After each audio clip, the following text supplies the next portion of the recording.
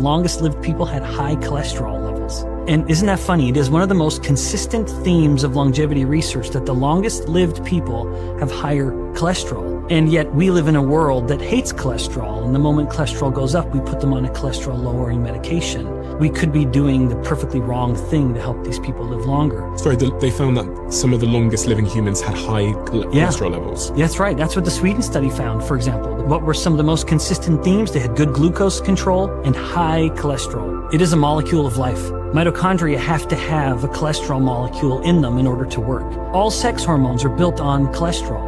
It's no surprise if someone takes a cholesterol-lowering medication, their sex hormones go down. But there's good and bad cholesterol, right? Well, that's, as the story goes, yes, and yet I think that's overly simplified, where people will say LDL cholesterol is the bad cholesterol, and yet that gets included in these studies of longevity. So I think the good and bad aspect of it is not entirely fair or accurate. We need LDL. And LDL is just as much a component of the immune system. LDL actually helps the body fight infections, so it's also an unsung hero of immunity. Why are we so obsessed with cholesterol? Why not triglycerides, which is another lipid that can be measured that is far more predictive of who's going to have a heart attack or not? And I think it's because we have chosen markers in modern medicine that we have well-designed drugs. So it's a really, really good way to sell a lot of drugs.